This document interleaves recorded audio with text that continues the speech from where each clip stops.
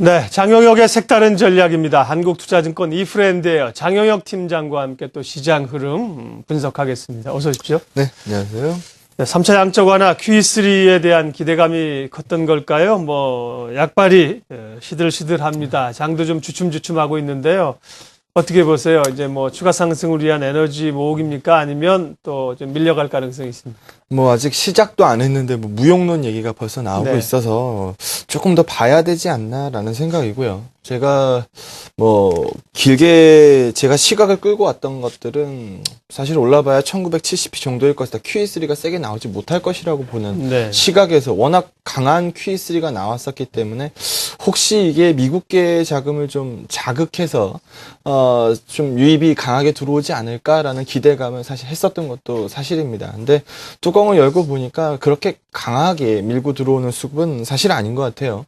지난주 제가 방송할 때 주가지수 포인트가 2008포인트인가 그랬고 어제 종가가 1980이니까 어차피 지수 종목은 지수 게임은 아닌 것 같습니다. 종목 게임으로 계속 보시는 게 맞을 것 같고요. 예. 프로그램 약발이 좀 많이 떨어진 것 같아요. 베이시스가 초강세를 보이는데도 못 들어옵니다. 워낙 하이코땡고에서 많이 들어왔었기 때문에 오히려 조금 밀리면은 국가지방 계정으로 좀 유출되고 있는 모습을 좀 보이고 있어서 이런 수급적인 부담도 좀 있어 보입니다. 버냉키 의장이 얼마 전에 이런 얘기를 했습니다. 인플레이션이 좀 위협적이면은 우리가 목표했던 QE3 양을 좀 하향시킬 수 있다. 이런 얘기를 했는데 이거는 중앙은행장으로서 충분히 할 수 있는 발언이고요. 지금 전날 같은 게 전전일이었죠. 필라델피아 연방은행 총재가 QE3 효과 별로 없고 나중에 출구 전략만 머리 아플 뿐이다. 이런 식의 발언은 늘 그런 얘기를 해왔던 사람입니다. 이게 조정의 빌미를 제공한 건 아니고 사실상 지수가 좀 쉬어야 될 때 어느 정도 계기가 된 것뿐이지 이 뉴스 때문에 크게 빠졌다고 보긴 좀 어렵지 않느냐. 어제 유럽장 많이 빠진 거는 전일에 막판 미국장 하락을 반영하지 않았기 때문에 이틀치를 반영하다 보니까 유럽 시장이 좀 낙폭이 깊게 찍힌 거지. 전일에 미국 시장 하락폭을 보게 되면은 어느 정도 감내할 정도 하락이 아니겠느냐. 라우이 총재 얘기도 계속해서 나오고 있는데 신청을 해야 국채를 매입하는 구조고 신청을 하면은 거기에 합당한 또 추가적인 긴축을 받아들여야 됩니다. 네, 좀 전에 그래픽 지표에서도 얘기 들으신 것처럼 긴축 반대 분위기가 상당히 크거든요. 요런 분위기라고 하면은 사실 노이즈가 좀 계속 나올 수 있습니다. 은행연합에 대해서 메르켈도 계속 소극적이라고 하는데 단번에 해결될 이슈 아니죠. 이런 내용들보다는 보다 명확한 지표, 수급에 대해서 좀 더 보는 게 나을 것 같습니다. 표를 한번 보시죠. 표 보시면은요, 우리가 여기서 중요하게 봐야 될 점은 외국인들이 과연 역턴을 쏘느냐라는 부분입니다. 시장이 멈칫했는데 과연 그 부분에서 외국인들이 대량 매도를 실시해서 시장이 빠졌냐 이걸 보시는 거죠. 그런 상황은 아닌 것 같습니다. 투신권들이 상당 부분 팔고 있어요. 환매에서 자유롭지 않다 이런 얘기 많이 하는데 시장을 소위 박살내만큼 많이 팔고 있느냐 이것도 한번 봐야 됩니다. 사실 그렇게 많이 나오고 있는 매물은 아니거든요. 연기금 구원 투수 이런 얘기들 많이 나오는데 그거는 상당 부분 맞는 얘기 같습니다. 지금 3일째 시총 최상단 종목들을 강하게 사주고 있거든요. 사실 연기금에 이런 시총 최상단 매수가 없었다면은 어제도 그렇고 그제도 그렇고 사실 더 많이 빠졌을 겁니다. 네. 그런 부분들을 상당 부분 막아주지 않았느냐. 계속 말씀드립니다만 외국인들의 수급상 역턴을 보기 전까지는 아직까지는 상승에 대한 기대감을 놓을 구간은 아닌 것 같다. 전일 베이시스 종가가 1.93 콘덴고니까 이것도 크게 위축된 상황은 아니지 않느냐. 차트를 한번 보면은요. 오늘 시장이 굉장히 중요할 것 같은데 어제 야간 선물 기준으로 보게 되면 우리 한 15포인트 정도 빠지는 경우입니다. 근데 한번 보죠. 이게 선을 하나 그어놨는데요. 이게 1970p, 65p에서 70p 사이 정도 됩니다.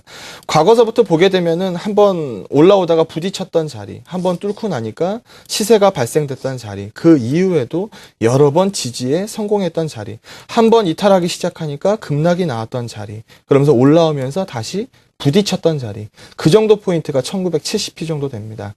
장중에 살짝 하회한 건 상관없어요. 하지만 종가상으로 이 밑으로 형성된다고 하면은 사실 강세론 사이즈는 조금 줄어들 수밖에 없습니다. 오늘 종가 한번 확인해 보시는 게 좋을 것 같아요.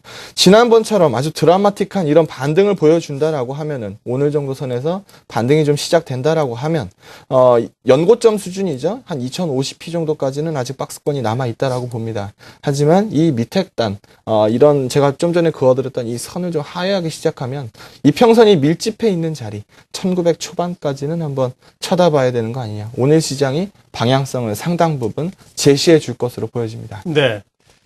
말씀하신 것처럼 뭐 아직까지는 자리가 괜찮습니다. 지금 상승갭이 크게 발생했기 때문에요. 상승갭이나 하락갭이나 갭이라고 하는 건 차트에서 보면 주가가 그냥 연속성을 끊어버리고 확 뛴 걸 얘기하거든요. 그러니까 어떻게 보면 몸이 따라오기 전에 이 마음이 생각이 먼저 간 거죠. 하락갭, 상승갭, 갭은 뭐 대부분 메운다는 측면에서 1950 정도까지는 여지는 있는데 다만 이제 여기서도 밀려가면 또 안 되는 거죠. 말씀하신 것처럼 뭐 지수나 지수 종목보다는 결국 이제 종목을 잘 골라야 되는 타이밍이고 종목장은 유효합니다. 어떤 종목들을 눈여겨봐야 되겠습니까? 제가 한 3주 전이었나요? 네. 뭐 의도적으로 코스닥 종목들을 이렇게 갖고 나와서 네. 말씀을 드렸던 적이 있는데 맞습니다. 그런 예. 종목, 저도 코스닥을 사실 거래를 많이 하는 타입은 아닙니다. 하지만 코스닥 종목들, 제가 말씀드렸던 것들도 굉장히 세게 올랐거든요. 이런 패턴을 잡아내는 게 좀 중요할 것 같습니다. 무슨 말씀이냐 하면은 지수에 대한 기대치가 뭐 좀 낮은 것 같다라는 코멘트를 많이 드리고 있는데 요 며칠 사이 삼성전자 수급을 보면 시총 최상단들이 다시 또 수급이 두꺼워집니다. 이러면은 종목장에 대한 사이즈는 조금 줄어들죠. 순환매에 대한 기대도 조금 줄어듭니다. 다시 한번 순환매나 종목장이 강해지면 지수 최상단에 대한 수급 유입이 좀 작아질 거고요. 어느 정도 풍선 효과처럼 이해를 하시는 게 중요할 것 같아요. 기관 입장에서 서서 보면은 수익률 게임이 유일한 대안일 것이다 라는 부분 말씀을 드리고 있는데 우리가 당장 다음 달 실적도 잘 모르는데 이게 뭐 내년 밸류에이션 끌어다 쓰고 내후년 거 끌어다 써서 이 정도 밸류 괜찮습니다 라고 하면서 계속 신고가 플레이 했었던 종목들, 이런 종목들이 뭐 계속 갈 거다 이렇게 보는 시각은 이제는 조금 접어야 될 것 같습니다. 조금 어느 정도 많이 먹었으면 이제 이익 실현도 생각해야 될 것 같아요. 증권사 기준으로는 9월 말일이 반기 결산입니다. 반기 결산 윈도우 드레싱 이후에는 상당 부분 또 패턴이 이동할 수 있으니까 계속 강하면은 보유하되 어느 정도 최근에 흔들리는 모습이 보이니까 이제 슬슬 준비해야 되는 타이밍 아니냐. 이런 부분으로 놓고 보면 지수에 대한 기대를 다시 한번 커질 수도 있다라는 쪽으로는 접근을 해야 될 것 같습니다. 지수 플레이가 만약에 가동되면은 뭐 꺼지지 않는 주도주군이죠. 빅2가 부활할 가능성이 있습니다. 전일도 보게 되면 삼성전자, 현대차가 시장 대비 강한 모습을 보여줬거든요.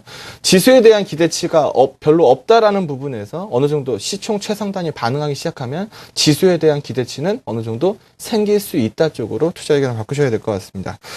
지수가 역방만 아니라고 하면 수급의 역턴만 아니면 괜찮다라는 말씀 드리겠고요. 극동건설 이슈 때문에 전일 건설주들 많이 빠졌는데 순환매 패턴상 괜찮습니다. 현대, 대림산업, GS건설 이런 쪽들 어차피 남아있는 파이는 점점 커지는 거 아니겠습니까? 긍정적으로 보도록 하겠고요. 어차피 실적입니다. 실적 게임에서 적합할 만한 종목 한 종목 소개해 보도록 하겠습니다. 자료 한번 보시면은요. 제가 성화혜택을 들고 나왔는데요. 올해 예상 EPS가 2,700원입니다. ROE 20% 구간이에요. 근데 전일 종가가 13,700원입니다. PER 밸류에이션이 5배밖에 안 나오는 종목입니다. 현대차가 어제 조금 반응했죠? 한참 쉬었습니다. 보시는 것처럼 오랜 기간 휴식을 취했고요. 이게 그래프가 좀 작게 만들어져서 잘 안 보이실 텐데 이평선 밀집 지역이 모여 있는데요. 최근에 그 부분을 모두 다 상향 돌파했습니다. 밑에 단을 보시게 되면 수급을 적어놨는데 9월 14일서부터만 한번 본다 하더라도 기관들의 매입이 굉장히 두껍습니다. 특히 연기금 쪽이 굉장히 공격적으로 사고 있고요. 투신도 상당 부분 괜찮게 들어왔습니다. 들어온 가격대 한번 보시게 되면은 13,500원 정도 평균가 잡을 수 있을 것 같습니다. 기관들도 들어오고 나서 별로 안 오른 케이스거든요. 이런 부분들 3분기 실적 굉장히 좋을 걸로 보여지는데 이런 부분도 포커스 한번 맞춰보시면 어떨까라는 생각이 좀 듭니다. 어차피 순환매 패턴이라고 하면은 자동차 부품주들도 한번 움직일 때 되지 않았나라는 생각이 좀 듭니다. 네. 장영혁의 색다른 전략이었습니다. 뭐 지수를 지금 보고 따라가기보다는요, 예, 결국은 이제 어떻게 종목을 압축하면서 수익을 내야 될 것인가, 수익을 내야 되는 구간입니다. 그런 점에서 또 좀 색다른 전략들을 주셨습니다. 한국투자증권 이프렌드의 장영혁 팀장 함께했습니다. 고맙습니다. 네, 감사합니다.